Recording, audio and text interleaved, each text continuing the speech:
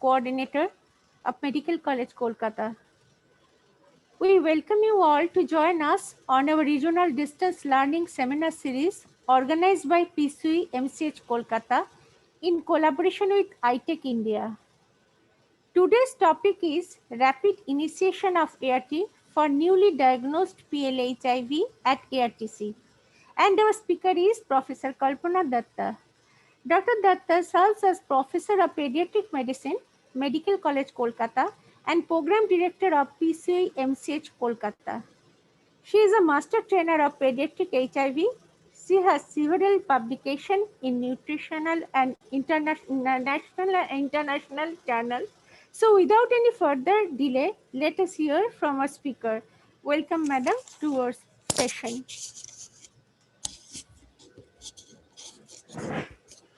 Okay, good afternoon, everyone.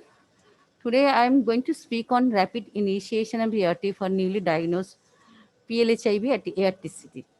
So I was requested to speak in regional language so that it will be convenient for the staffs who are working in the different ART center to comprehend the consequences and the importance of the rapid initiation of ART. But for your knowledge, I would like to share that I used to cater different languages. Like I used to cater the Bengali speaking people, the Hindi speaking people, the Uriya speaking people, Ashomiya speaking people, and some region I cater is also having a Nepali speaking people. So it's a different multi-regional, multi-language center I have to cater. So in one language, if I speak, I think it will be difficult for others.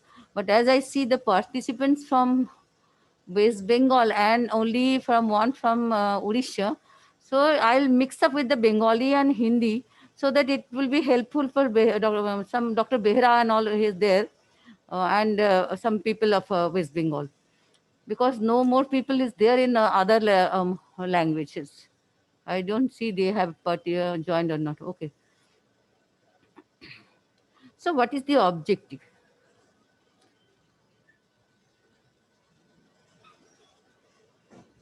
Okay, okay. Dr. Shweta, can you see my slide? It is visible. Yes, it is visible. Okay. So this is the topic is rapid initiation of ART for newly diagnosed patients at different ART centers. So what are these things I will discuss? हम लोगों को पता है कि हम लोग treat all policy 2017 में हम लोगों का वेम आ गया था. जो भी HIV डिटेक्टेड होंगे हम लोग को ART शुरू करना है एंड जल्द से जल्द शुरू करना है. क्यों शुरू करना है, उसका वजह क्या है, उससे फायदा क्या है, ये हम डिस्कस करेंगे इस सेशन में. और उससे हम लोगों का क्या पेशेंट को क्या फायदा हो सकता है, प्रोग्राम में क्या फायदा हो सकता है, एंड अल्टीमेटली हमारे कंट्री को क्या फायदा हो सकता है, ये हम लोग इस सेशन के हमारे उद्देश्य है. And we will discuss about the क्या फ्लो चार्ट, कैसे हम लोग रैपिड ART, कोई पेशेंट आया मरीज आया और हम तुरंत स्टार्ट कर दिए, ऐसे तो नहीं होना है. कुछ हम लोगों को रूल्स फॉलो करना होता है, वो हम लोग डिस्कस करेंगे. एंड वो एक फ्लो चार्ट है जो कैसे स्टेप वाइज हम लोग डिसाइड करेंगे किसको ART शुरू करेंगे. एंड कुछ सिचुएशन के हर 100% तो कुछ एक हो नहीं सकता. तो ऐसा नहीं है कि हर पेशेंट जो भी आए सबको रैपिड ART शुरू कर दें, जल्द से जल्द शुरू कर दें. कुछ पेशेंट ऐसे भी हो सकते हैं जिनको हम लोग को सोचना पड़ेगा, थॉरो एक चेकअप करना पड़ेगा एंड हम लोग को वेट करना पड़ेगा, सो दैट हम लोग ART कुछ दिन बाद शुरू कर सकते हैं. Okay, one thing I would like to ask the participants, if I speak in Hindi, so is it problem for the Bengali speaking people? They will understand the Bengali, or I have to mix up both? Anyone please respond? Participants can unmute themselves. Yeah, and can respond, so it will be easy for me to speak in both the languages. If the Bengali people understand the Hindi, then it's okay. They're not doing anything. Okay. Hindi में ठीक है madam. ओ ठीक है ना, तो बंगाली वाले भी समझ रहे हैं. Okay, no problem. So I might do some mistake in Hindi, so please bear with me. No, Hindi is also okay for me. I'm Dr. Behra from Odisha. Yes. Okay, I'll continue.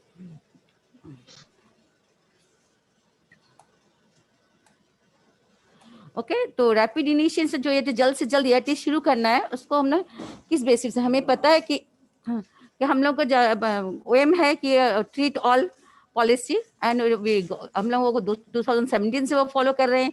उसमें क्या है ना, कोई भी HIV जैसे detect हुआ उसको ART शुरू करना है। वो कोई CD4 या WHO स्टेजिंग या कोई एज या कोई की पॉपुलेशन कोई वजह नहीं हो सकता। कोई पर्टिकुलर पेशेंट के लिए कोई वजह है, कोई नुकसान है, कोई बीमारी है, कोई अपॉर्चुनिस्टिक इन्फेक्शन है, कोई पुरानी बीमारी है जो कि अभी दवा शुरू करने में दिक्कत हो सकता है, फिर हम लोग सोचेंगे। अदरवाइज एज सच HIV के लिए CD4 जो भी हो, कम हो या ज्यादा हो, या क्लिनिकल स्टेजिंग जो भी हो 1 2, बट 3 4 में हम लोग को फिर सोचना पड़ेगा। स्टेज 3 4 है तो हम लोग तुरंत शुरू करें या कुछ दिन बाद वो देख के क्या वाई है या क्यों स्टेज 3 4 में, वो देख के फिर हम लोग को शुरू करना होगा। एज कोई बार नहीं है, हम लोग न्यूबॉर्न में, इन्फेंट्स में, बच्चों में, एडोलेसेंट में, एडल्ट में भी शुरू कर सकते हैं।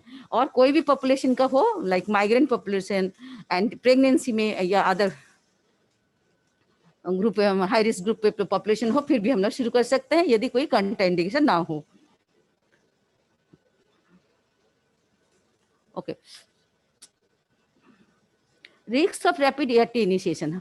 हम लोग तुरंत जल्द से जल्द हम लोग चाहेंगे कि ART शुरू करना, उससे क्या कुछ हानि हो सकती है, कुछ नुकसान हो सकता है मरीज का या हमारे प्रोग्राम का, ये भी हम लोग डिस्कस करेंगे। क्या हानि हो सकती है? कुछ हो सकता है कि हम लोग इतने हड़बड़ी भी हैं कि हमारा प्रोग्राम को हमको फॉलो करना है, हमारा टारगेट में हमारा टारगेट फुलफिल करना है, हमारा ऑर्डर है जल्दी से जल्द शुरू करना, तो हम ये कर सकते हैं कि हड़बड़ी में हम जो भी मरीज आया उसको हम लोग शुरू कर दिए। लेकिन इससे क्या हो सकता है, कुछ कुछ केस ऐसा भी है कि इसका कुछ हिडन डिजीज है, हम लोग थोड़ा एग्जामिन नहीं किए, कोई अपॉर्चुनिस्टिक इन्फेक्शन है, कोई क्रॉनिक इलनेस है, उसको मिस कर गए, तो ये एक पॉसिबल हार्म हो सकता है कि हम लोग कुछ मिस कर सकते हैं। But we have to very judicious. हम लोग जब शुरू करेंगे हम लोग को thorough history and thorough clinical examination करना है। हमें पता है कि कुछ कंडीशन ऐसे है जिसमें अपॉर्चुनिस्टिक इन्फेक्शन रहने की वजह से आप यदि तुरंत शुरू कर दे विदाउट ART वेरी CD4 लो में, तो इम्यून रिकॉन्स्टिट्यूशन इन्फ्लेमेटरी सिंड्रोम, जिसको हम लोग ऐसे हिंदी में या बंगाली में बोलेंगे इम्यून रिकवरी, हमारे बॉडी तो इम्यून सप्रेस था, ART देने से क्या होता है ना, वो इम्यून रिकवरी होता है, he has got the power, वो उसको पावर मिलता है to fight against the infection. तो बॉडी में जो इन्फेक्शन ऑलरेडी है वो मैनिफेस्ट नहीं हो पा रहा था because of the suppression of the immunity. जब हम लोग ट्रीट करते हैं वो मैनिफेस्ट करने लगता है, आइदर वो न्यू सिम्टम्स लेके आता है या पुराना सिम्टम ज्यादा बढ़ जाता है, जिसको हम लोग बोलते हैं इम्यून रिकॉन्स्टिट्यूशन इन्फ्लेमेटरी सिंड्रोम। फिर क्या और दूसरा हो सकता है कि वो लोग माइट फील कि हम लोग क्यों इतना जबरदस्ती कर रहे हैं, क्यों हम लोग इतना उत्साह दिखा रहे हैं, पहले दिन जिस दिन मरीज आया उसी दिन स्टार्ट करें। तो दे शुड नॉट फील कि हम लोग उसको प्रेशराइज कर रहे हैं कि आज ही दवा ले लो। It should be prepared counselling should be there. उन लोगों को तैयार करना है, उनको समझाना है क्या वजह है, क्या बेनिफिट्स है आपको, आप यदि जल्दी दवा खाएंगे। एंड देयर कुछ स्पेशल सिचुएशन भी है जो हम लोग को डिसीजन लेना पड़ता है कि अभी नहीं भी शुरू करना है, specially in women, because in our country it is ugly male centric world, male dominated world. तो वुमेन जब आते कोई औरत आती है तो वो अपना डिसीजन नहीं ले पाती क्योंकि उसको लाइफ लॉन्ग ART खाना है, उसके घर वालों का भी उसमें डिसीजन होना चाहिए। So it may be difficult, we have to think, सोचना पड़ेगा कि वो औरत जो आई है उसका सिचुएशन क्या है, उसका डिसीजन लेने का क्षमता कितनी है, उसके घर वाले आए हैं कि नहीं, उसका केयर गिवर आए कि नहीं। सो ये इस वजह से भी हम लोग कुछ दिन डिले कर सकते हैं। बट हमारा एम रहेगा, उद्देश्य रहा जितना जल्द से जल्द हम लोग ART शुरू करें। 7 दिन के अंदर जब से पॉजिटिव हुआ तब उससे 7 दिन के अंदर शुरू करना हम लोग का एम होना चाहिए। तो जब पॉजिटिव हुआ उसके बाद तुरंत ART सेंटर आना है, रजिस्ट्रेशन। यदि रजिस्ट्रेशन में डिले हो गया तो वो वजह नहीं हो सकता। हम लोग बोलते हैं HIV detect 7 days with in the HIV detection, जिस दिन पॉजिटिव उससे 7 दिन के अंदर देना है, that's called rapid ART initiation. तो ये जो हम लोग बोल रहे हैं कि इतना सारा हमारे पास OM आया, हम लोग का NDLS भी हुआ, हमारे सेंट्रल टीम भी हम लोग को बताया कि रैपिड इनिशिएशन करना, क्यों, इसका कोई वजह होगा, कोई साइंटिफिक ओपिनियन होगा या कोई एविडेंस बेस्ड होगा। हम लोग का अभी हम लोग को पता है इन मेडिकल साइंस सब कुछ एविडेंस बेस्ड होता है, मीन्स कोई प्रूफ होना चाहिए, हमारे पास कोई सॉलिड वजह होना चाहिए कि हम ये बात कर रहे हैं। तो सिमिलरली इधर भी हम लोग देखते हैं कि हम लोग रैपिड इनिशिएशन बोल रहे हैं, जल्द से जल्द ART देना है, उसका क्या वजह है या कहाँ से ये हमारा आइडिया आया। इसके कारण हम लोग दिखा रहे हैं कि काफी सारे स्टडीज हुआ इन दिस वर्ल्ड, हमारे ग्लोबल स्टडीज हुआ है, जैसे फोर्डेट ऑल 2018 में स्टडी किया है, काफी और सारा स्टडीज है, सब्सिक्वेंटली हम लोग दिखाएंगे इधर। उसमें देखा गया है कि जिन लोगों को जल्दी से जल्दी ERT दिया गया है, शुरू किया गया है, तो उसमें ज्यादा से ज्यादा पेशेंट हमारे ERT केयर में आए हुए हैं। वो they have studied for 90 days 3 months. उसमें ये भी देखा गया है कि उन लोगों का रिटेंशन, मैंने वो लोग ERT प्रोग्राम में ERT ले रहे हैं काफी ज्यादा है, in 1 year they followed for 1 year and they are having अच्छा वायरल सप्रेशन, ज्यादा अच्छा हुआ है, वायरल लोड घटा है, ज्यादा घटा है जो लोगों को जल्दी से जल्दी ERT शुरू किया। ये हमारा स्टडी किया गया है काफी पेशेंट का, और ये द एविडेंस बेस्ड है। फिर और देखा रहा है कि रैपिड ERT इनिशिएशन ऑफर जो लोगों को following confirm HIV diagnosis and clinical assessment, ये और एक स्टडी है जो हम लोग फॉलो कर रहे हैं। तो हम लोग रैपिड इनिशिएशन किसको कहते हैं ना, 7 दिन के अंदर जब से पॉजिटिव हुआ, जैसा मैंने पहले बताया, जब ERT सेंटर में रजिस्टर्ड हुआ तब से नहीं, जब पॉजिटिव जिस दिन वो डिटेक्टेड हुआ कि HIV इन्फेक्टेड है, उस दिन से शुरू करने की दिन तक 7 days, within 7 days, that is called rapid initiation. ये नहीं कि वो जिस दिन डिटेक्ट होता 2 दिन बाद ERT सेंटर आया, रजिस्टर्ड हुआ, तब से 7 days. It should be when it is detected. And जो हम लोगों को प्रिपेयर्ड काउंसलिंग करना है, उनको समझाना है, ये काउंसलिंग एंड काउंसलर का वेरी इंपॉर्टेंट रोल है इसमें। तो उन लोगों को बताना है क्या बेनिफिट्स है ना, उन लोगों को प्रिपेयर्ड करना है, मेंटली प्रिपेयर्ड करना है। एंड कोई जो अपॉर्चुनिस्टिक इन्फेक्शन ना है, कोई पुरानी बीमारी नहीं है, कोई ऐसा ड्रग खा रहा है कि हम लोग जो देंगे उससे इंटरफेयर हो सकता है, वो सब कुछ भी नहीं है। एंड ही इज रेडी, उनको समझ में आ गया है कि हम जल्दी ART लेंगे तो हमारा ज़्यादा फायदा होगा। ऐसे मरीज को हम लोग उसी दिन, जिस दिन आया रजिस्टर्ड किया, उसी दिन हम लोग शुरू कर सकते हैं। फिर मैंने 2 स्टडीज इसमें बच्चों को भी दिखाया। There are some studies, because हम लोगों को क्या होता है ना, not only HIV, any disease, आप कोरोना वैक्सीन को भी ले लीजिए, सब कुछ हम लोग को पहले ट्रायल होता है एडल्ट में, फिर उससे हम लोग एक्सट्रापोलेट करते हैं बच्चों में कि बड़ों में हुआ है वो, यह हम बच्चों में शायद कर सकते हैं, इस तरह का होता है। फिर बच्चों में स्टडी होती है। कोरोना वैक्सीन भी ऐसे एडल्ट में अबव 18 हुआ, अब 6 to 12 में स्टडी हो रहा है। सिमिलरली रैपिडिनेशन पहले स्टडी किया गया एडल्ट में, and then there is study in younger age group. इसमें देखा गया there South Africa and Kenya, उसमें 2 कंट्री में ये स्टडी हुआ है यंग चिल्ड्रन के लिए 1 to 5 years में, जिसमें एवरेज एज था 2 years का, 23 months का। बोला सीवियर मेल न्यूट्रिशन था विद कॉम्प्लिकेशन ऑन हॉस्पिटल में एडमिटेड। उन लोगों को देखा गया कि हम लोग तुरंत ART दिए या भर्ती होने के 14 डेज में या after that 14 days, means first acute stage हम लोग मेल न्यूट्रिशन रहता है, तो हम लोग फर्स्ट एक्यूट स्टेज 7 डेज का बोलते हैं, और नेक्स्ट 7 डेज बोलता है रिहेबिलिटेशन फेज। तो ये दोनों फेज 7 डेज के पहले या 14 डेज के बाद ART देना, किसको ज्यादा बेनिफिट हुआ। तो इस स्टडी में बताया गया है कि इफ हम लोग तुरंत स्टार्ट करते हैं तो देखा गया कि मोर्टेलिटी जो है, मृत्यु हार जो है, वो एक ही है। इफ ये डिले स्टार्ट करें, डिले स्टार्ट करने से इम्यून रिकवरी जो इम्यूनिटी पावर जो बढ़ता है वो अच्छा बढ़ता है, सप्रेशन भी अच्छा हो रहा है, एंड उसका लेंथ एंड ग्रोथ भी अच्छा हो रहा है, लेकिन अल्टीमेटली मोर्टेलिटी सेम है। अनदर स्टडी केनिया में स्टडी किया गया, उसमें दिखाया गया कि even 1 to 5 years, average age 2 years old, 23 months का एवरेज एज था बच्चों का। उसमें दिखाया गया 48 hours versus 7 to 14 days, means एकदम फर्स्ट क्रिटिकल टाइम में जो बच्चे भर्ती हुआ कॉम्प्लिकेशन लेके हॉस्पिटल में, एंड 7 to 14 days के बीच में दिया गया। दोनों का थोड़ा बहुत सब कुछ बराबर ही है, लेकिन if you start in the 7 to 14 days, response is better, immune recovery rate better. Ultimately mortality का कोई डिफरेंस नहीं पड़ता, लेकिन बच्चे के जो मॉर्बिडिटी है, जो प्रॉब्लम, वो ज्यादा घटता है if you start after stabilizing the patient. बच्चों को ठीक करके स्टेबल करके आफ्टर 7 days to 14 days उसमें बेटर होता है। तो हम लोग का इसलिए बच्चों के लिए ये बहुत जरूरी है कि हम लोग देखें कोई अपॉर्चुनिस्टिक स्टार्ट है कि नहीं बिफोर स्टार्टिंग ERT, क्योंकि बच्चों का चेक करना अपॉर्चुनिस्टिक इन्फेक्शन है कि ना, ये थोड़ा सा ट्रेनिंग चाहिए होता है इसके लिए, जिसमें हम बोलते हैं ये सब बहुत इंपॉर्टेंट है। आप जब, क्योंकि जब भी मेडिकल ऑफिसर ART सेंटर में है या काउंसलर्स हैं, जो लोग डील कर रहे हैं पेशेंट और न्यूट्रिशनिस्ट है जहाँ, वो लोग डील करें क्या, बड़े आदमी के डील कर रहे हैं, and it's easy to deal with the adult. And बच्चों को डील करना काफी डिफिकल्ट, क्योंकि you have to train yourself, हमको ट्रेन करना है, हमारी आइज को ट्रेन करना है कि बच्चा सिक है या हेल्दी है। ये देख देख के हम लोग को सिखाना पड़ता है कि बच्चा सिक है, देखो ये हेल्दी बच्चा है। तो उसमें हम लोग का IMCI है, integrated management of childhood illness, एक है हमारा गवर्नमेंट ऑफ इंडिया का। तो उसमें कुछ डेफिनेशंस दिया गया है, जैसे severe pneumonia, severe sepsis, severe failure to thrive, severe dehydration, बहुत सारा है।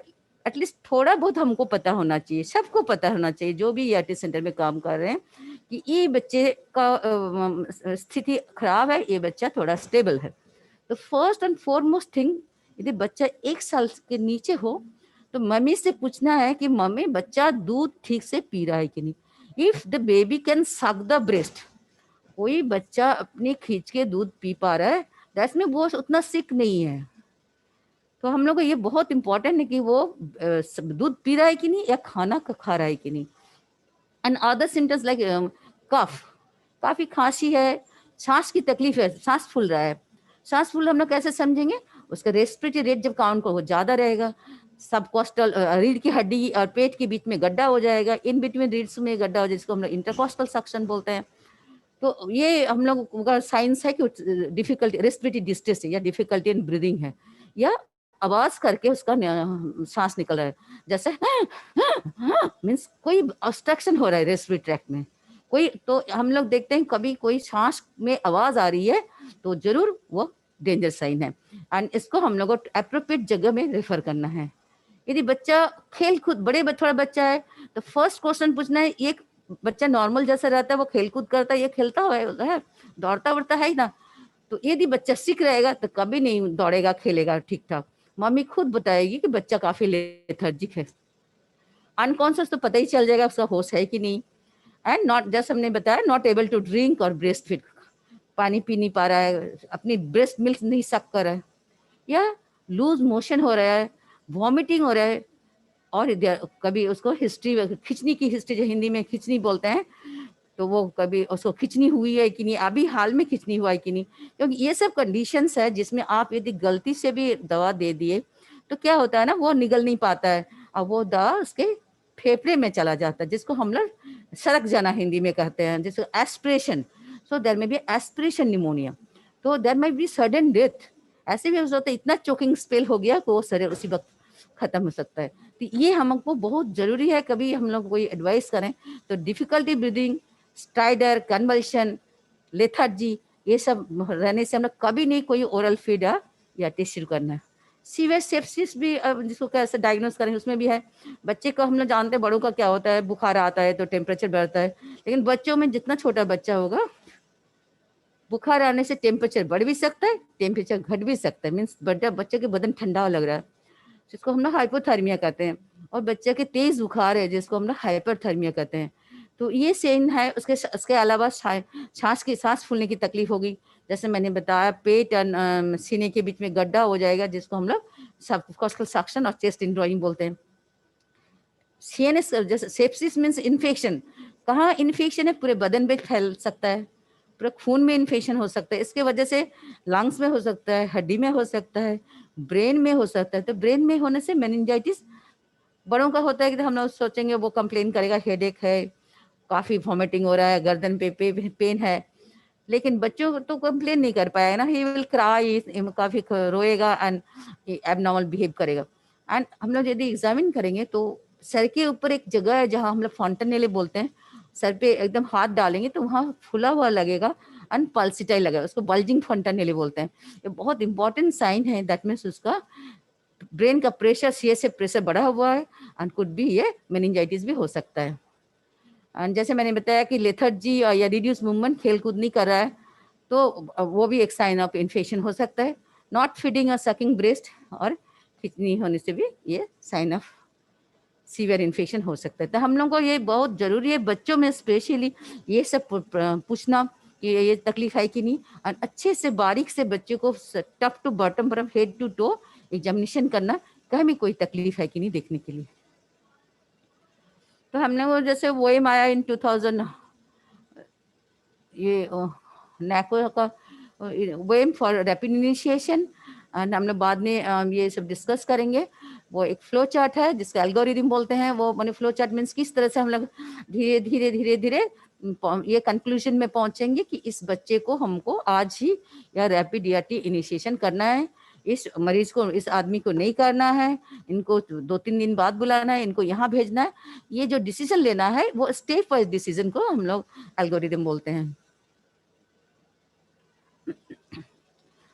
हम लोग 2017 में हमारे यहाँ TTOL पॉलिसी आया गया था। हमें पता था जितना बच्चे एडल्ट HIV डिटेक्ट होंगे उन लोगों को सबको ERT शुरू करना है TTOL पॉलिसी के अनुसार। फिर भी हम लोग देख रहे हैं लास्ट 3 इयर्स में काफ़ी मरीज हम लोग ERT नहीं शुरू कर पाए हैं। जैसे 54,577 पेशेंट, 2 डायग्नोस्ड, उसको HIV डायग्नोसिस हुआ मगर ERT शुरू नहीं हुआ।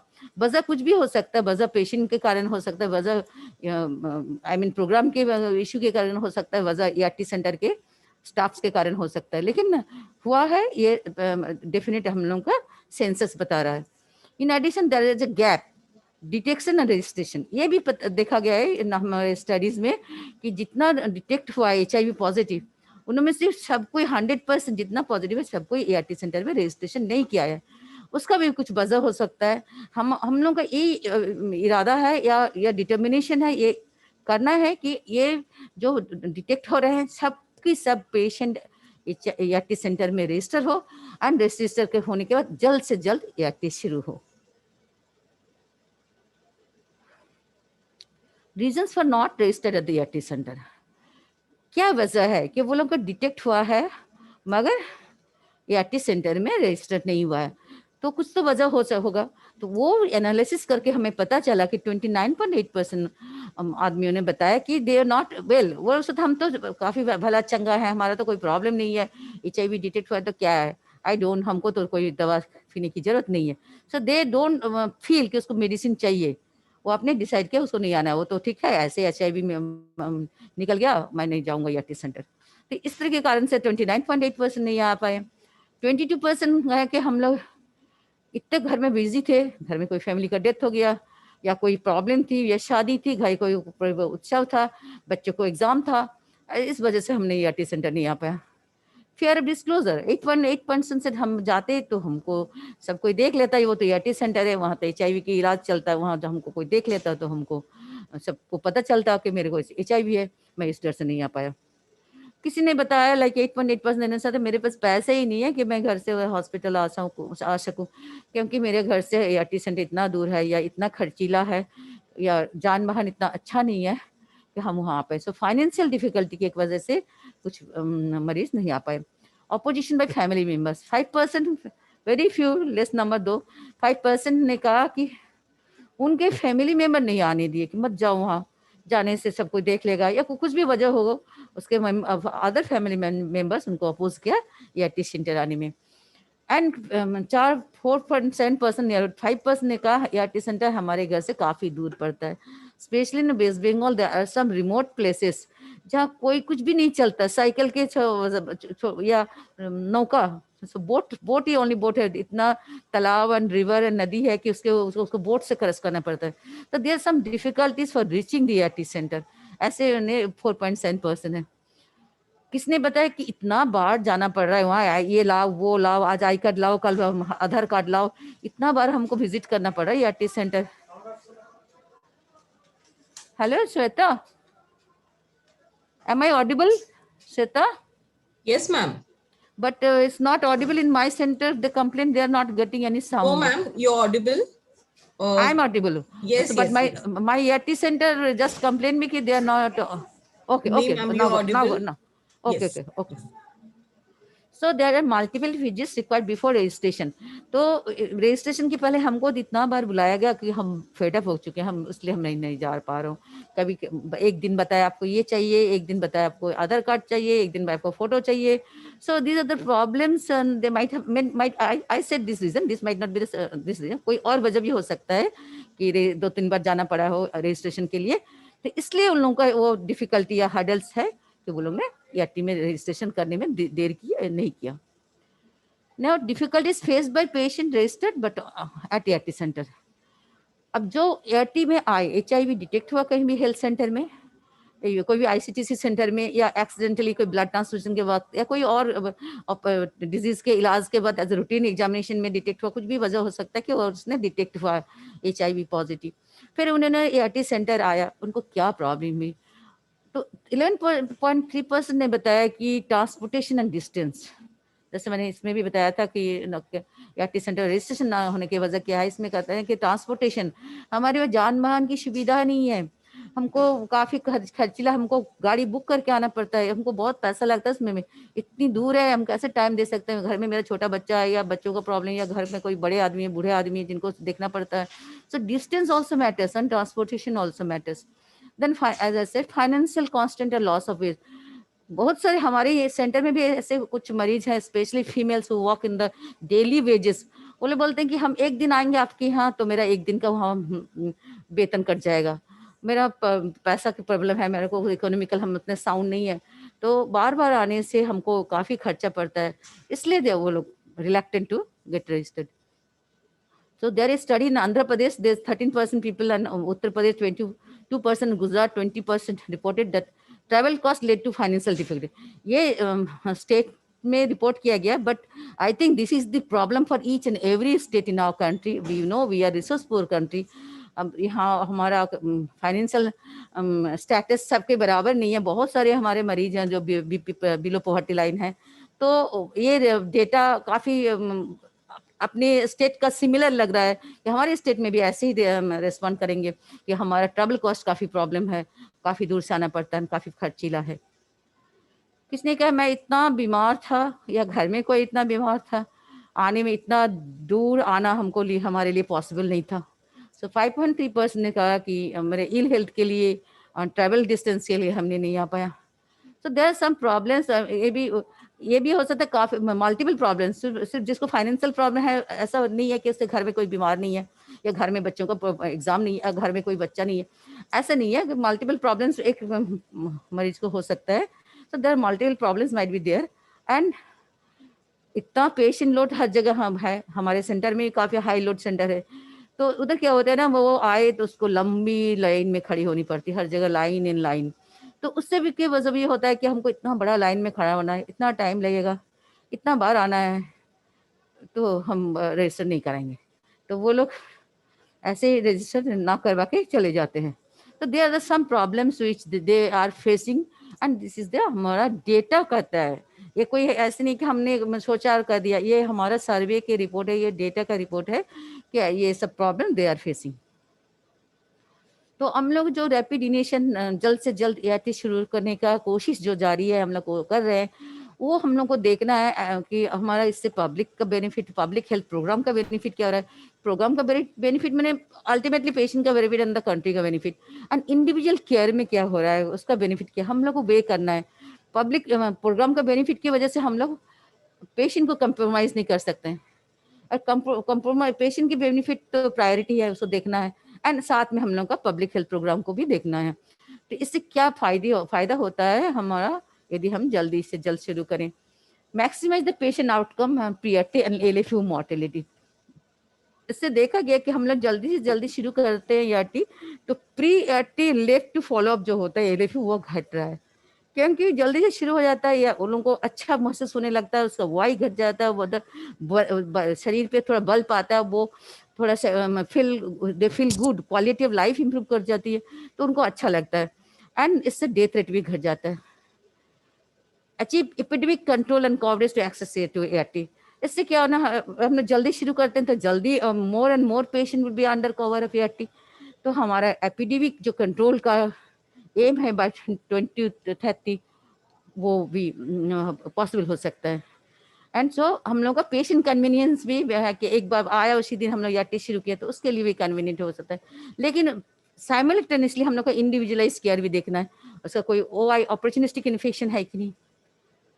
जैसे मेरे सेंटर में हमने देखा कि मंथ में 20 to 30 patients admit new patient आते हैं, उसमें हार्डली 1 और 2 का कोमॉर्बिडिटी अपॉर्चुनिस्टिक इन्फेक्शन रहता है, तो काफ़ी less number of patients can have opportunistic infection और कोमॉर्बिडिटी। लेकिन लेस नंबर होने से भी हम लोग उसको नेग्लेक्ट नहीं करेंगे, उनको भी उतना ही इम्पोर्टेंस देंगे जिसका OA नहीं है।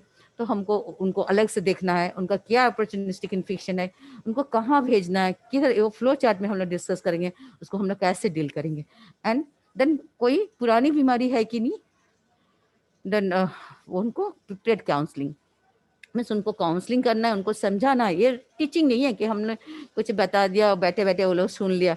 इसमें काउंसलिंग मीन्स उनको समझाना है, उनको वो अपने समझे कि हम क्या कहना चाह रहे हैं, क्यों ART शुरू कर रहे हैं जल्द से जल्द, इससे क्या उनको फायदा होने वाला है, यदि होता है क्या नुकसान होना है, नुकसान क्या होता है। हमने जैसे बताया हम लोग हड़बड़ी में स्टार्ट करेंगे तो हम लोग अपॉर्चुनिस्टिक इन्फेक्शन मिस कर सकते हैं। हम लोग इसलिए थॉरो एग्जामिनेशन करें, will take our own time, history thorough लेंगे, एग्जामिनेशन थॉरो करेंगे हम लोग पूरा कंप्लीट करके, एंड देन काउंसलिंग करेंगे कि आपको कुछ भी बीमारी नहीं है, आपका कोई इन्फेक्शन नहीं है, आप अभी HIV पॉजिटिव है, अभी अभी आप दवा लेना शुरू करेंगे तो आप एकदम अच्छे रहेंगे। एंड आपका OI होने का चांस भी घट जाएगा, आपका वेलबिंग अच्छा रहेगा, आपका क्वालिटी ऑफ लाइफ अच्छा रहेगा। तो इस तरह हम लोग को काउंसलिंग करना है। And when they are prepared, वो ready to take the medicine, then only हम लोग को देना है। हम लोग फोर्सफुली किसी को मेडिसिन नहीं दे सकते। So same here, public health and rapid ART were ready to start, do not have any contraindication। जिन लोग, जैसे मैंने बताया कि काउंसलिंग के बाद वो रेडी, वो उनको समझ में आया कि क्या बेनिफिट्स होने वाला है, क्या हम जल्दी से खाने से हमको क्या फायदा होगा, तो खुद वो राजी हो जाएंगे कि हमें आज ही दवा दीजिए, मैं आज से ही शुरू करूंगा। तो वैसे मरीज को हम लोग जल्द से जल्द हो सके तो उसी दिन जिस दिन उन्होंने रजिस्टर किया, same day we can start. And जिन लोगों को इंडिविजुअल केयर चाहिए, उन लोगों को ART इनिशिएशन के लिए थॉरो वर्कअप करना है, कोई प्रॉब्लम उसको मैनेज करना है, यदि साइन सिम्टम्स अपॉर्चुनिटी इन्फेक्शन या कोई पुरानी बीमारी को मॉर्बिडिटी है तो उसके अनुसार उसको इलाज करना है।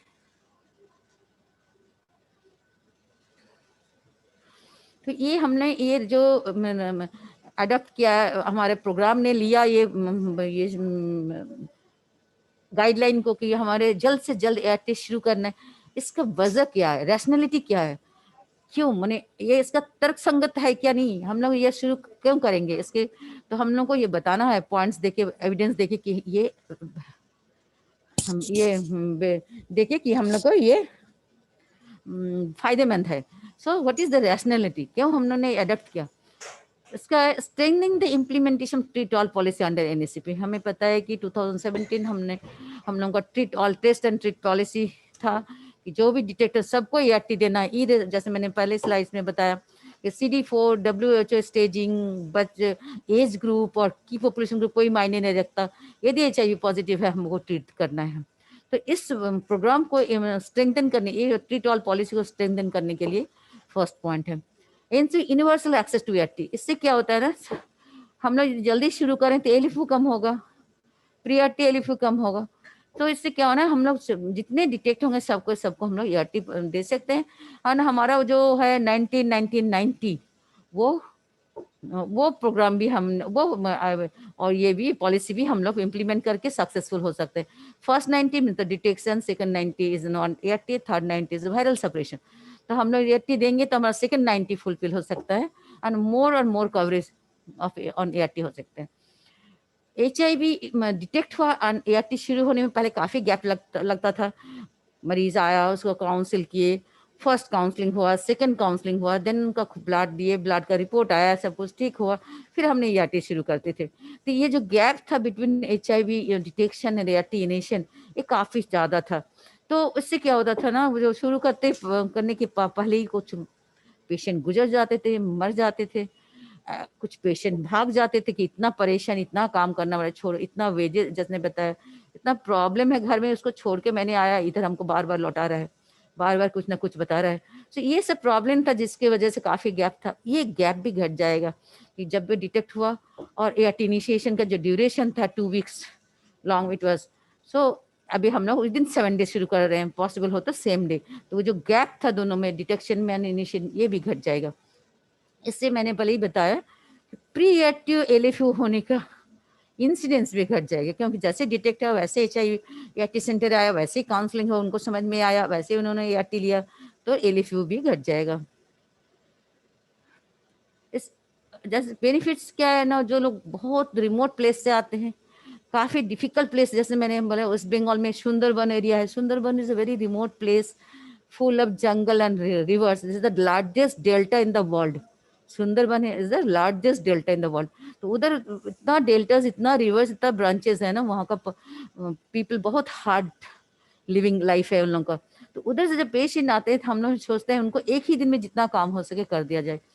तो अब रैपिड इनिशिएशन या आने के बाद हम लोग को और भी अच्छा हुआ कि जिस दिन उन्होंने ERT सेंटर आया, उनको काउंसलिंग किए, उनका एग्जामिनेशन किए। इफ कोई OI नहीं है, कोई कोमॉर्बिड नहीं है, he is ready to take the medicine, they will be ready. वो लोग राजी होंगे, क्योंकि उनको आना पड़ रहा है इतना दूर से, इतना तकलीफ उठा के, इतना खर्चा करके आना पड़ रहा है, तो वो लोग भी खुश होंगे।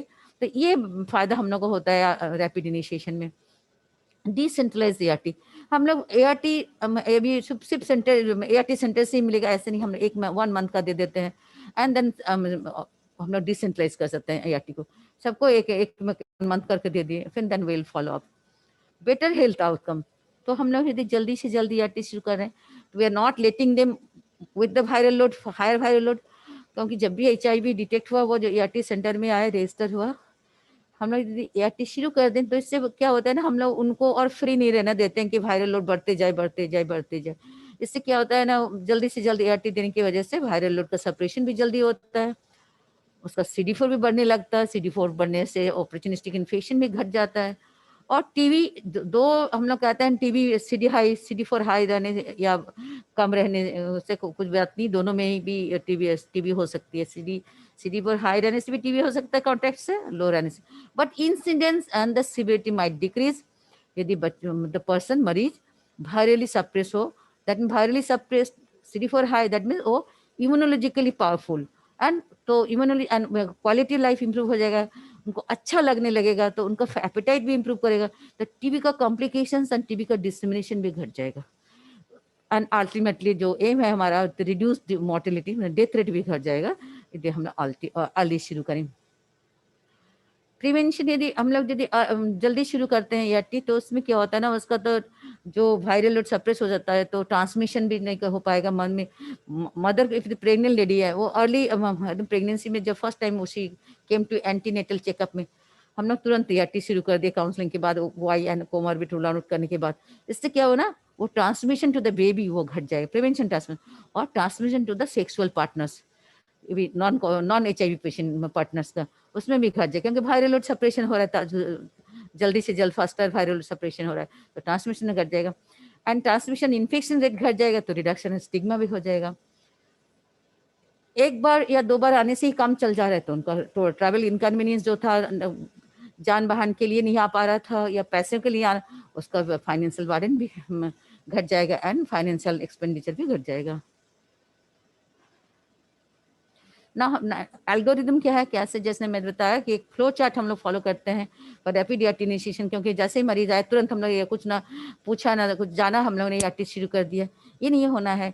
हम लोग को एक फ्लो चार्ट पर जाना है, एक 1 स्टेप वाइज करना है, प्रोसीड करना है। तो कंसिडर कैसे ना, कंसिडरेशन फॉर ERT इनिशिएशन, किसको हम लोग कंसिडर करेंगे ERT इनिशिएशन के लिए। पेशेंट जैसे ही HIV कंफर्म हुआ, वो ERT सेंटर पर आया, तो हम लोग क्या करते हैं, पहले रजिस्ट्रेशन करते हैं। रजिस्ट्रेशन के बाद डॉक्टर्स या नर्स जो था रहेंगे, वो 4 वाई पूछेंगे, या केयर कोऑर्डिनेटर रहते हैं, वो फर्स्ट 4 वाई है कि नहीं पूछते हैं, फिर से काउंसिलर नर्सिंग स्टाफ के पास जाते हैं, डॉक्टर्स आते हैं, वो थॉरो हिस्ट्री लेंगे, and different history must include the danger science. आपको सर पे दर्द है कि नहीं, आपको वॉमिटिंग है नहीं, आपको आंख में दिखाई देती है नहीं, खिंचनी हुआ है कि नहीं, डायरिया हुआ है कि नहीं, बच्चों में है कि बच्चा शक कर रहा है नहीं, ब्रेस्ट शक कर रहा है कि नहीं, खेलकूद कर रहा है कि नहीं, बच्चे की सांस तो नहीं फूल रहा है, ये सब हिस्ट्री में हमको लेना है। फिर हमको हिस्ट्री के बाद हमको clinical examination, head to toe clinical examination करना है, बच्चों को बड़ों को भी करना है, हर सिस्टम एग्जामिनेशन, कि कोई साइन एंड सिम्टम्स लाइक फेफड़े में कोई बीमारी है कि नहीं, निमोनिया है कि नहीं, पेट में कोई है कि नहीं, डायरिया है नहीं, CNS ब्रेन में कोई बीमारी है लाइक मेनिंजाइटिस है कि नहीं, तो हम लोग को थोड़ा एग्जामिनेशन करके ये सब रूल आउट करना है। जो भी डॉक्टर रहेंगे ERT सेंटर में, वो सब थोड़ा बहुत ये सब एग्जामिन दो। हमें पता है ERT centre high patient load, very difficult to thorough examine, but we'll give the priority to the new ERT initiation patients. हम लोग उन लोगों को थरो एग्जामिनेशन करेंगे head to toe and different systems very meticulously, क्योंकि all doctors know how to examine. यदि doctors जहाँ नहीं है, काउंसलर्स एटलीस्ट पूछेंगे एंड कुछ कुछ चीज़ वो लोग देख सकते हैं, वो देखेंगे। एंड मैं तो ये भी बताती हूँ कि उनको कुछ प्रॉब्लम है, आपका जिस सीओई और पीसीओई से रिलेटेड है, आप जिस पीसीओई के अंडर कवरेज है या सीओई, आप फोन करके पूछ लीजिए and we are always available to give you advice over phone. So telephone कीजिए, मेल कीजिए, if you have any confusion you take clear it, if you have any doubt.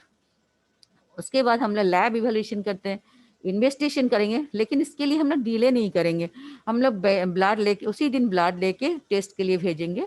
If patients ready will give the ERT, उसी same day हम लोग ERT देंगे, but investigation के लिए blood हम लोग ड्रॉ करके सेंड करेंगे and then will next step I will follow. Then हम लोग पूरा हिस्ट्री एग्जामिनेशन के बाद हम लोग देखेंगे WHO क्लिनिकल स्टेजिंग में क्या पड़ रहा है एंड स्टेजिंग करेंगे। 3-4 हो दैट मीन्स ऑपरेशनिस्टिक इन्फेक्शन या टीबी है, वो सब हम लोग देखेंगे। So will categorise the patient for then chemoprophylaxis the management of opportunistic infection.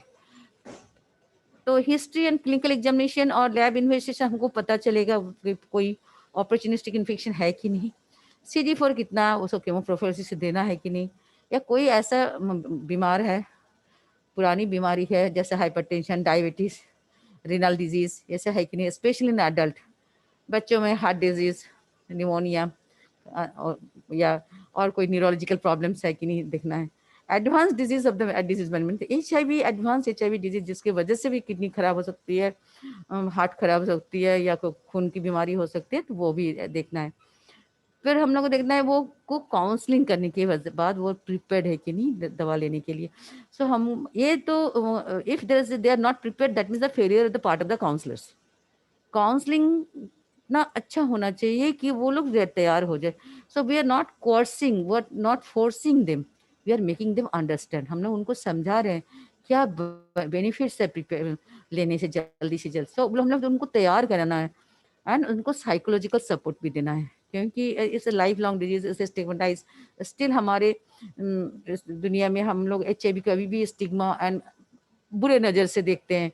HIV patient को ये सब हमें दूर करना है एंड उनको साइकोलॉजिकली सपोर्ट देना है कि so that they are be psychologically strong and उन लोगों को तैयार करना है prepare for the taking ERT। And फिर हम लोग जिस जैसा सिचुएशन आएगा उस टाइम उस तरह का हमको ERT शुरू करना है कि फर्स्ट डे करें या थर्ड डे किया या विद इन 7 डेज करें, तो टाइमली ERT शुरू करना है। फिर हम देखना वो लोग रेडी है कि नहीं, assessment of readiness of the ERT। The treat all policy में हम लोग पता है, हम लोग बार बार ये बता रहे हैं कि ERT में जैसे ही पॉजिटिव हुआ ERT शुरू करना है। इसमें कोई CD4 काउंट कोई वजह नहीं हो सकता कि इसका CD4 200 है, इसका 350 है, इसका 500 है, ये कोई वजह नहीं हो सकता। रिगार्डलेस ऑफ CD4 काउंट हम लोग को सबको ERT शुरू करना है एंड ERT हम लोग शुरू करेंगे जल्दी से जल्द शुरू करेंगे तो will support the rapid initiation ERT and यदि सेम डे कर सकता है वो तो और ही अच्छा है। Patient assist readiness of ERT initiating using NACO algorithm. तो हम लोग देखेंगे कि पेशेंट को काउंसलिंग के बाद he is ready to take the ERT, उन लोग तैयार है, हाँ हमको दवा लेना है, मुझे पता चल गया दवा खाने से हमें क्या बेनिफिट हो सकता है, तब हम लोग उसको शुरू भी कर सकते हैं।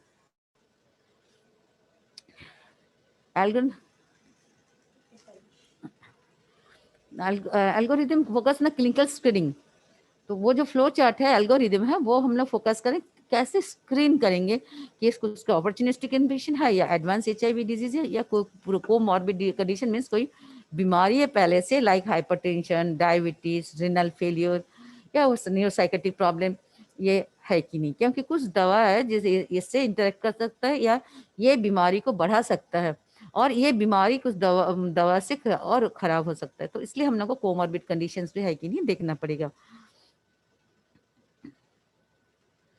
Then we have such symptoms, यदि उन लोगों को ऐसे कोई भी बीमारी हो जिससे लगे कि हमारे इट्स कॉमन ऑपरचुनिस्टिक इन्फेक्शन है या HIV डिजीज एडवांस फॉर्म में है जिसको कुछ ट्रीटमेंट ऑपरचुनिस्टिक कीमोप्रोफाइलिक्स देना है या कोई कोमॉर्बिड कंडीशन है जिसका इलाज अलग से करना है या ड्रग मॉडिफाई करना है, तो हम लोग जुडिशियसली देख के उसको जहाँ जरूरत है वहाँ रेफर करना है या COE PCOE एक्सपर्ट से ओपिनियन लेना है।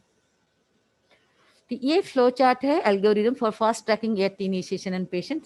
तो हम लोग क्या करेंगे जब पेशेंट ERT सेंटर में आते हैं तो हमारे रजिस्टर होने के बाद जब डॉक्टर के पास जाते हैं तो वो कुछ कुछ सिम्टम्स पूछते हैं कि आपकी खांसी है क्या, बुखार है क्या, आप वेट लॉस कर रहे हैं क्या, या आपका शाम को बाद बहुत पसीना छूटता है, हेडेक हो रहा है, गर्दन में पेन है कि नहीं, आँख में दिखाई दे रही नहीं कि दे रहा है कि नहीं, ये सब हमको वॉलेंटरली पूछना है। वो नहीं भी कर सकते, क्योंकि एक मरीज को ये सब प्रॉब्लम है, लेकिन वो HIV लेके इतनी परेशान है, HIV पॉजिटिव सुन के वो इतना टेंशन है कि ये कंप्लेंट्स उसके लिए कुछ भी नहीं है। सो वॉलेंटरली नहीं भी बोल सकते कि हमको खांसी है, मेरे को वेट लॉस है, नाइट वो HIV है करके वो परेशान है।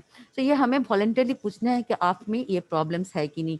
यदि कुछ भी ये प्रॉब्लम्स है तो हम लोगों को अप्रोप्रिएट डायग्नोसिस के लिए खुद कर सके तो अच्छी बात है, नहीं तो हमारे COE PCOE एक्सपर्ट्स हैं, रेफर कर सकते हैं, या आप कोई हॉस्पिटल से अटैच्ड है वहाँ स्पेशलिस्ट के पास रेफर कर सकते हैं, या हम लोग ऑनलाइन और टेलीफोनिक एडवाइस ले सकते हैं। यदि ये कुछ भी सिम्टम्स नहीं है, मैं इसके साथ ही बच्चों का भी बोल दूं, बच्चों में भी ये cough fever, weight not gaining weight, बच्चा वेट गेन नहीं कर पा रहा है, या हिस्ट्री ऑफ कॉन्टैक्ट है बच्चों में, बड़े के घर में किसी की TB है, या बच्चे सुबह से दूध पी नहीं पा रहा है, या सब ब्रेस्ट सक नहीं कर रहा है, बच्चा लेथर्जी है, काफ़ी सो रहा है, उठाने से काफ़ी ज़्यादा रो रहा है, ये सब भी, लेकिन सम प्रॉब्लम्स है एंड ये should be refer to appropriate place like paediatricians और प्रैक्टिशनर्स। यदि वो सब सिम्टम्स कुछ भी नहीं है तो हम लोग एग्जामिनेशन करेंगे। फिजिकल एग्जामिनेशन में भी जो जो सिम्टम हमने पूछा वो सबका थॉरो चेकअप करेंगे।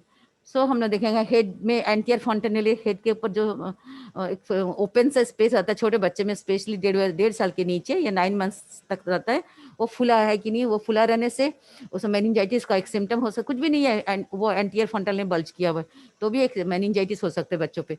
बड़ों में तो वो बंद रहता है इसलिए प्रॉब्लम नहीं है, बड़ों में हेडेक होगा, गर्दन में पेन होगा, तो हम लोग देखेंगे नेक में पेन है कि, नेक टेंडरनेस है कि नहीं, neck stiffness and temperature raised है कि नहीं। छोटा बच्चा होने से हम लोग हाइपोथर्मिया, बच्चा को हम लोग टच करके देखेंगे बच्चा ठंडा है कि नहीं, यदि बदन और हाथ पैर ठंडा है वो भी एक सीरियस कॉम्प्लिकेशन है, इमीडिएटली हमको रेफर करना है। फिर रेस्पिरेटरी रेट जो 30 पर मिनट लिखा हो गया है, ये एडल्ट के लिए लिखा है, बच्चों के लिए एकदम 2 महीने के छोटा, 2 महीने से 1 साल, 1 साल से 5 साल, 2 महीने के छोटे से 60 और 60 के ऊपर, 2 महीने से 1 साल में 50 और 50 के ऊपर पर beats respiratory rate per minute, और 1 साल से 5 साल में 40 और 40 से ज़्यादा रेस्पिरेटरी रेट पर मिनट होने से टैकिपनिया कहते हैं, जिसके मैंने ये साइन है रेस्पिरेटरी डिस्ट्रेस का, तो उसका हम लोग रेस्पिरेटरी डिस्ट्रेस की एग्जामिनेशन करेंगे कि क्या वजह है। हार्ट रेट लेकिन वेरी करता है, 1 साल के नीचे 140, 1 साल के ऊपर 120, तो हार्ट रेट परसिस्टेंट टैकिकार्डिया है कि नहीं, मोर देन 120 पर मिनट, ये हम लोग देखेंगे। उसका कॉन्शसनेस लेवल कैसा है, वो ओरिएंटेड है कि नहीं, माँ के गोदी में बैठा इधर उधर देख रहा है कि नहीं, उसका लुक नॉर्मल है कि नहीं, एंड एडल्ट होने से उनका वो मेंटल स्टेटस कैसा है, वो कंफ्यूज्ड है या अनकॉन्शियस है या रिड्यूस कॉन्शियसनेस, वो आप पूछ क्यों रहे हैं वो जवाब नहीं दे पा रहे हैं, जस्ट आपकी तरफ देख रहे हैं, ये सब ऑल्टर्ड मेंटल स्टेटस है, तो ये may be some symptoms of some disease, danger signs and other neurological symptoms like खिंचनी हुआ है कि नहीं, कोई लकवा हुआ है कि कोई पैर में, हाथ में और मुंह में, कभी कभी मुंह टेढ़ा हो जाता है, अचानक बोली बंद हो जाती है, आंख में दिखाई नहीं देता, हाथ पैर नहीं हिला पाता है, तो ये पैरालिसिस है, ये है कि नहीं हमको देखना है। यदि है, या नेक में जैसे मैंने कहा नेक स्टिफनेस है, गर्दन मोड़ के देखना है, ये नेक में स्टिफनेस है, ये सब साइन की लेकिन न्यूरोलॉजिकल कंडीशंस है, और ये सब रहने से हम लोग को तुरंत एक्सपर्ट के पास भेजना है। Unable to walk and with unaided, without किसी का हेल्प की वजह से वो चल नहीं पा रहे, दैट मीन्स वो कोई प्रॉब्लम है, आइदर वीकनेस प्रॉब्लम है, जनरलाइज वीकनेस की वजह से चल नहीं पा रहे, या कोई न्यूरोलॉजिकल प्रॉब्लम है। ये आप खुद यदि डॉक्टर हैं, मेडिकल ऑफिसर्स हैं या टिशन, वो खुद देख सकते हैं, बहुत अच्छी बात है। नहीं, आपको नहीं समझ में आ रहा है, आप तुरंत कंसल्ट कीजिए सीनियर को और एक्सपर्ट को for this. Any other condition required emergency management, suppose कोई इतना वॉमिटिंग हुआ है, वो बहुत थर्स्टी है, संकेन आइज है, आँख धस गया, इतना डायरिया हुआ है, बच्चा एकदम लेथार्जी हो गया है, मैंने पानी पियेंगे, थर्स्टी है, ये भी नहीं बोल पा रहा है, that means very serious dehydration. तो ये डायरिया डिहाइड्रेशन, अभी गर्मी की मौसम आ रही है, इसमें काफ़ी डायरिया डिहाइड्रेशन पेशेंट आता है एंड डिहाइड्रेटेड लुक देता है, तो ये से patient they need emergency care, तो हम लोग तुरंत आपका जो ERT सेंटर के नियरेस्ट और अटैच्ड हॉस्पिटल है उसके इमरजेंसी में भेजना है। यदि ये सब कुछ भी नहीं है, क्योंकि ये सब सिम्टम्स जितना रजिस्टर होता है उसके hardly less than 5%, as I saw there NDLS, they said less than 5% is having, 100 में 5 या 2-3 मरीज का रहता है ये सब, तो उन लोगों को हम लोग को भेजना है। यदि नहीं है तो कोमॉर्बिड कंडीशंस है क्या, उसको कोई टीबी है या कोई मैलिग्नेंसी है या उसको डायबिटीज है या हाइपरटेंशन, ये देखना है। यदि कुछ भी नहीं है देन हम लोग को उनको काउंसलिंग करना है। उनका कोई कारण नहीं है देन उनको अच्छी तरह से काउंसलिंग करना है। काउंसलिंग सब दवाई के लिए नहीं, बीमारी के लिए, आउटकम के लिए, बेनिफिट्स के लिए, प्रोग्राम के लिए। आप यहाँ आएंगे आपको मुफ्त में दवा मिलेगा, हर मंथ मिलेगा, थ्रू आउट लाइफ आपको लेना है। ये दवा से आपको क्या क्या फायदा हो सकता है ये सब आपको काउंसलिंग में समझाना है, because the greatest role of the ERT centre is the counsellors. तो counselling is very important and counsellors तो काउंसलिंग करेंगे ही, साथ में डॉक्टर्स को भी काउंसलिंग करना चाहिए। एक तरह doctors are there if you are getting time, ठीक है, काफी लोड है, बहुत सारा पेशेंट है, आपको काउंसलिंग का वक्त नहीं मिले तो काउंसलर्स काउंसलिंग करेंगे, अपनी काम करेगी, but doctors they should do the some counseling. I think they will also do the better counseling. तो काउंसलिंग करना, हर स्टेप में counselling is a part of management. हमको हर उसको काउंसलिंग करके उसको रेडी करना है, देन असेस करना है। यदि बच्चा हो तो हम लोग को सिर्फ मरीज को नहीं काउंसलिंग करना है, depending on the age of the child, whether mature और नॉट, कितना बड़ा है वो, एडोलेसेंट है कि नहीं, बड़ा बच्चा है कि नहीं, एंड उसका केयर गिवर कौन है ये भी आइडेंटिफाई करना है, एंड केयर गिवर को भी काउंसलिंग करना है। एंड छोटा बच्चा हो, स्पेशली यंगर चिल्ड्रन, हम लोग 2 केयर गिवर्स को हम चूज करते हैं, क्योंकि मम्मी यदि केयर गिवर है तो बच्चे ने maximum 90% cases it is from vertical transmission, मतलब mother is also HIV positive, तो माँ तो कभी बीमार पड़ सकती है, माँ बीमार पड़ेगी तो कौन देखेगा, तो केयर गिवर को, सेकंड केयर गिवर कौन है ये भी हमको आइडेंटिफाई करना है और उन लोगों को भी काउंसलिंग करना है। एंड फिर यदि वो लोग रेडी रहे तो फर्स्ट डे ही हम लोग उनको ERT शुरू करेंगे। एंड ब्लड ड्रॉ का ERT हम लोग, क्योंकि हमारे हाथ तो अभी डॉलोटाग्राफ आ गया है, काफ़ी अच्छा ड्रग है, तो TLD देते हैं बच्चे को। बच्चे 6 साल के नीचे होंगे तो हम लोग EL-LPVR से स्टार्ट करेंगे, 6 से 10 साल के बीच होगा, 20 से 30 kg के तो हम लोग ALD देते हैं। तो इसमें साइड इफेक्ट काफ़ी कम होता है, फिर भी हम लोग साइड इफेक्ट के बारे में भी काउंसलिंग करेंगे एंड गिव द मेडिसिन, 1 महीने की दवा देंगे एंड हम लोग रिपोर्ट ब्लड लेके उनका रिपोर्ट भेजेंगे। एंड रिपोर्ट कुछ खराब आया, रिव्यू द रिजल्ट, तो हम लोग 2 हफ्ते के बीच, 3 days to 2 weeks के बीच हम उनको दोबारा बुलाएंगे और रिपोर्ट के अनुसार स्टेप्स लेंगे। यदि वो सब नहीं है तो एकदम स्टार्ट कर देंगे। एंड यदि कोई भी कोमॉर्बिड कंडीशंस है, अपॉर्चुनिस्टिक इन्फेक्शन है, तो हम लोग ERT इनिशिएट करेंगे आफ्टर द स्टेबलाइजेशन और treatment of the opportunistic infection. तो ERT prepare counselling is very beginning, I am telling बार बार कि ERT preparedness counselling is very important, हम लोगों को पहले से शुरू करना है। And actually ERT prepared counselling should be started at the time of diagnosis. जब उसको HIV पॉजिटिव हो तभी से उसका काउंसलिंग स्टार्ट होगा and it will continue the ERT centre. And जितने बार वो आएंगे बार बार हम लोग काउंसलिंग करेंगे, specially first 3 months reinforcement of counselling, बार बार उसको तेज करेंगे, ज्यादा से ज्यादा काउंसलिंग करेंगे। And every aspect, not only the drugs, drug adherence, drug side effects, continuation of therapy, other drugs to continue taking the good behaviour, good quality of life, nutrition, बच्चे होंगे तो वैक्सीनेशन, सब कुछ हम लोग काउंसलिंग करेंगे। सब हम लोग देखते हैं कि काउंसलिंग ट्रीट ऑल पॉलिसी में रैपिड ERT इनिशिएशन बहुत अच्छा होता है, वायरल लोड मॉनिटरिंग अच्छा होगा एंड डिफरेंशिएटेड केयर मिलेगा। अनडिटेक्टेबल इज इक्वल टू अनट्रांसमिशेबल, क्या है कि वायरल लोड यदि सप्रेस्ड हो, लो हो, तो ट्रांसमिशन के चांस भी घट जाते हैं, ये भी हमें समझाना है। जैसे मैंने बताया कि कंटिन्यूअस रीइंफोर्समेंट करना है first 3 months, we will counsel throughout the life time whenever they come to the ERT centre. जब भी वो ERT सेंटर आएंगे हम लोग काउंसलिंग करेंगे, लेकिन first 3 months will special attention देके patient specific counselling and care givers counselling करेंगे। एंड कुछ हमारे हर ERT सेंटर में WW रहते हैं, वो लोग खुद HIV पॉजिटिव है, वो लोग भी काउंसलिंग करेंगे, the peer counselling that will have some good impact.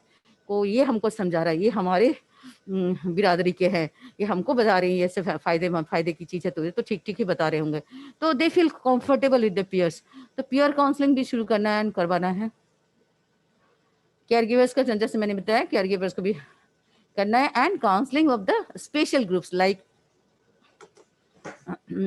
की population, children, adolescent, pregnant ladies. तो key population and special groups का स्पेशल नीड्स होता है, कुछ कुछ अलग अलग नीड्स होता है, उसके तरह हम लोग उसको काउंसलिंग करना है। एडोलेसेंट का क्या इश्यूज है, एडोलेसेंट का psychological issues, mental health issues, nutritional health issues, sexual health issues adolescent को हाईलाइट करना है। चिल्ड्रन के nutrition, hygiene and others highlight. Pregnant ladies ka again prevention of using barrier method of condoms, taking ART, nutrition, vaccination, all those breastfeeding, advantage of breastfeeding, ये सब counselling करना है। So special group का special कुछ points हम लोग को highlight करके काउंसलिंग करना है। सो ये हमारा ERT फॉर्मेट है। इसमें काउंसलिंग का प्रीपेड काउंसलिंग कैसे किया जा सकता है, इसका एक पॉइंट वाइज किया हुआ है। इसमें जो जो है आप लोग सब कुछ ERT सेंटर में आप काउंसलर्स आप करते हैं, पहले से कर रहे हैं, लेकिन ये जस्ट आपका एक रिकॉल है कि आप क्या क्या किए, क्या क्या करना है और क्या कब कब करना है।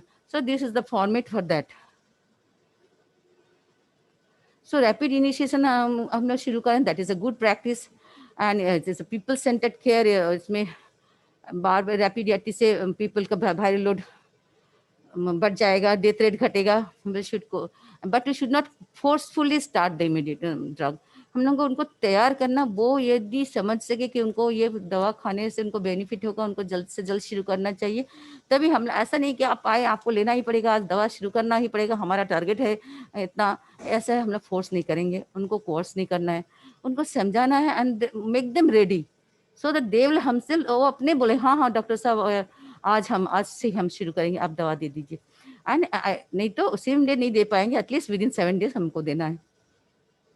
और कोई अपॉर्चुनिस्टिक इन्फेक्शन होगा तो within after treatment of opportunistic infection हमको देना है। So this are the other opportunistic infection जिसमें हम लोग को पहले से ही पता है, ये कोई नई बात नहीं है रैपिड ERT इनिशिएशन का, ये हम लोग पहले भी फॉलो कर रहे हैं कि कोई अनडायग्नोस इन्फेक्शन है, फीवर है, फर्स्ट को डायग्नोसिस करना है, ट्रीट करना है, फिर हम लोग को देना है। टीबी में हमें पता है कि जब टीबी स्टार्ट करके विदिन 2 months हमको ERT शुरू करना है। यदि CD4 कम, ज़्यादा से ज़्यादा कम हो, लाइक लेस देन 50, तो हम लोग को 2 weeks में शुरू करना है। PCP निमोनिया हो तो हम लोग को 3 weeks में PCP निमोनिया ट्रीटमेंट के बाद से शुरू करना है। एंड फंगल इन्फेक्शन हो तो फंगल इन्फेक्शन जो अपॉर्चुनिस्टिक इन्फेक्शन है वो CD4 लो रहने की वजह से हो रही है, तो हम लोग उसको ट्रीट करने के बाद फिर हमको ERT शुरू करनी है। HIV TB को इन्फेक्टेड मैंने पहले ही बताया कि इसका within 2 weeks and then within 50 less than 50 रहेगा तो विदिन 2 weeks से स्टार्ट करना है ATD के बाद ERT। And different meningitis is very dangerous. तो मेनिंजाइटिस का तो ट्रीटमेंट करना है, स्पेशली क्रिप्टोकोकल मेनिंजाइटिस, जिसमें मरीज का कंप्लेन होता है severe headache. If the patient comes to the in the ERT centre severe bursting headache, हमको क्रिप्टोकोकल मेनिंजाइटिस जरूर से वो रूल आउट करना है। तो हमको भेजना है एप्रोप्रिएट प्लेस में स्पेशलिस्ट के पास, फिजिशियन के पास, so that it can be diagnose. क्योंकि यदि ERT क्रिप्टोकोकल मेनिंजाइटिस हमने मिस किया, ERT दे दिए, तो सीवियर आयरिस हो सकता है। आयरिस हमने क्या बताया था कि इम्यून रिकवरी, बट देयर में भी सिम्टम्स, सीवियरिटी ऑफ सिम्टम्स हो, इतना ज़्यादा सिम्टम्स देयर में भी life risk in cryptococcal meningitis. So it is immediate ERT is the contra indicative. कभी नहीं हमने शुरू करते जब तक ना वो क्रिप्टोकोकल मेनिंजाइटिस का ट्रीटमेंट होगा। And 4 to 6 weeks of induction therapy, then consolidation therapy देते हैं हम लोग, amphotericin B high dose fluconazole, then हम लोग ERT शुरू करते हैं। इसलिए क्रिप्टोकोकल मेनिंजाइटिस है कि नहीं या TB मेनिंजाइटिस है कि नहीं, हम लोग को रूल आउट करना है। Then other opportunity infection like bacterial pneumonia, pneumonia में आप स्पेशली छोटे बच्चे में निमोनिया है, आप ERT देंगे तो जैसे मैंने बताया कि वो सरक जाएगा तो वो पेट में नहीं आता कि लंग पे चला जाएगा, अंदर में भी चोकिंग स्पेल, अंदर में भी डेथ ऑल्सो, और एस्पिरेशन निमोनिया। बट तो हम लोग स्टार्ट कर निमोनिया ट्रीट करके ERT देंगे। Malaria, again malaria is acute, दर में भी एनीमिया, कन्वल्शन, सेरेब्रल मलेरिया और अदर मॉर्बिडिटीज, तो हम लोग मलेरिया ट्रीट करने के बाद ERT देंगे। Diarrhoea, again dehydration, dehydration treat करने के बाद देंगे। But in case of anaemia, if anaemia is not severe, बहुत ज़्यादा पेल ना हो, हम लोग पामर पैलेट बोलते हैं आज को, अपना पाम मरीज के पाम से कंपेयर करते हैं। इफ ये थोड़ा सा कम है, आपका पाम जो है वो जितना रेड है उससे कम रेड है तो सम पैलर, और सीवियर वाइट है एकदम वाइट तो वो काफ़ी ऑब्वियस होता है, एकदम पेपर वाइट तो सीवियर पैलर है। नहीं तो नॉर्मल, तो no pallor, some pallor and severe pallor ऐसे कैटेगराइज करते हैं। यदि सीवियर पैलर है तो हम लोग जल्दी से जल्द भेजेंगे इलाज के लिए डिफरेंट स्पेशलिस्ट के पास, और some pallor with respiratory distress फिर तब भी हम लोग भेजेंगे। But if the some pallor है एंड रेस्पिरेटरी डिस्ट्रेस नहीं है तो it may be due to HIV itself, तो हम लोग कोई कंट्रा इंडिकेशन नहीं है, हम लोग ART शुरू कर सकते हैं। स्किन कंडीशंस, अब हमको पता है कि स्किन में इचिंग होती है, पेपलर रैश होता है, वो में भी HIV के सिम्टम्स है, स्टेज 2 में मिलता है, तो हम लोग उसमें वो कंट्रा इंडिकेशन नहीं, हम लोग वो अपॉर्चुनिस्टिक रिएक्शन होने और इन्फेक्शन होने के बावजूद भी हम लोग तुरंत ART शुरू कर सकते हैं।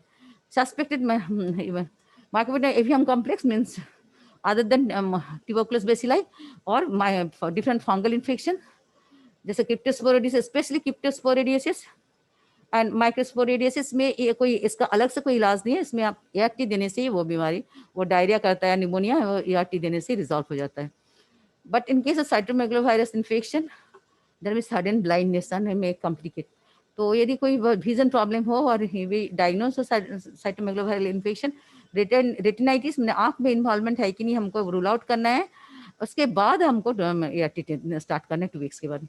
टॉक्सोप्लाज्मा भी फर्स्ट टॉक्सोप्लाज्मा ट्रीट करना है, जनरली वो ब्रेन ट्यूमर जैसे बिहेव करता है, न्यूरोसिस्टोसार्कोसिस जैसे बिहेव करता है, सडन कन्वल्शन या कोई हाथ पैर के पैरालिसिस लेके प्रेजेंट करते हैं, तो हम लोग CT स्कैन में देख सकते हैं कि टॉक्सोप्लाज्मा है कि नहीं, then we do the antibody titre और डायग्नोस करते हैं। टॉक्सोप्लाज्मा रहने से हम लोग को पहले ट्रीट करना है, फिर ART शुरू करना है। इसके बाद हम लोग को मॉनिटर करना है, ऐसा नहीं कि हम लोग दवा रैपिड शुरू कर दिए हमारा काम खत्म।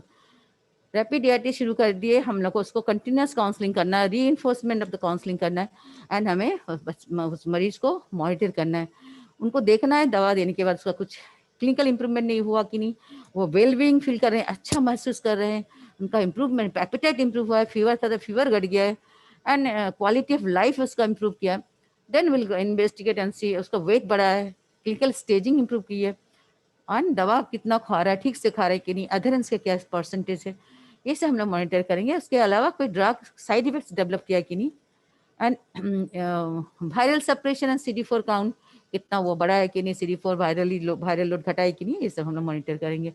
कोई आयरिस वाई कि नहीं, forest, and even on drug initiation पर हर ईच एंड एवरी विजिट में हम लोग फॉरेस्ट स्क्रीनिंग करते हैं, एंड कोई भी साइन सिम्टम्स होता है तो फिर से हम लोग TB का इन्वेस्टिगेशन करके रूल आउट करने की कोशिश करते हैं। ड्रग रिएक्शंस भी हम लोग देखेंगे, उसका स्किन रैश है कि नहीं, कोई सांस की तकलीफ हो रही है कि नहीं, बुखार आया कि नहीं, किडनी के प्रॉब्लम, यूरिन लीवर जॉन्डिस हुआ कि नहीं, सीएनएस टॉक्सिसिटी है कि नहीं, ऐसा हम लोग मॉनिटर करेंगे। देन ट्रीटमेंट फेलियर हम लोग मॉनिटर करेंगे by virological failure.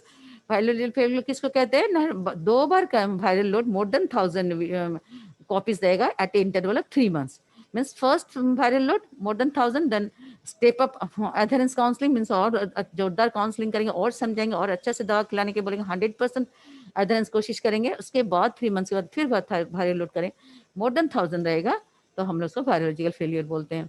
If CD4 count gradually decrease कर रहा है देन लेस देन 340, तो हम लोग इम्यूनोलॉजिकल फेलियर में 200 के नीचे सीवियर में चलेंगे। बच्चों में हम लोग लेस देन 15% के लिए सीवियर आ जाते हैं तो इम्यूनोलॉजिकल फेलियर बोलेंगे।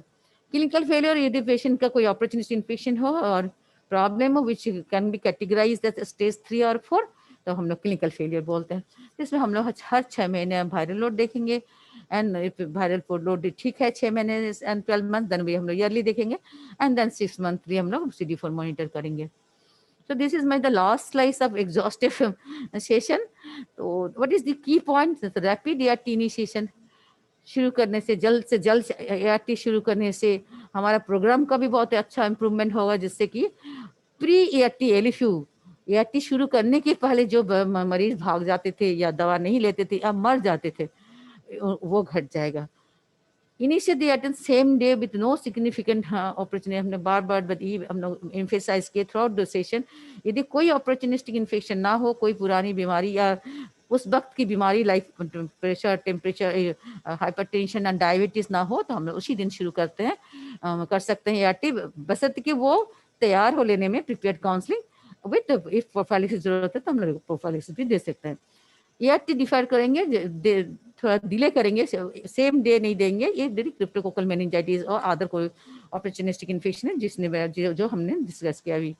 And the last 3 months, the first 3 months of the initiation ART, हम लोग step of counseling, reinforcement of counseling, both the patient and caregiver का हम लोग counseling करेंगे, so that it will be retained on the drug retention and retain on ART will be higher and the benefit will be higher. So ultimately goal will be the morbidity and mortality will be decreased, so that can decrease the epidemic of HIV by 2030. Thank you for your patience hearing. If you have any queries, you can write in chat box or ask me. Thank you, ma'am, for the session in regional language. Participants now unmute themselves if they have any questions.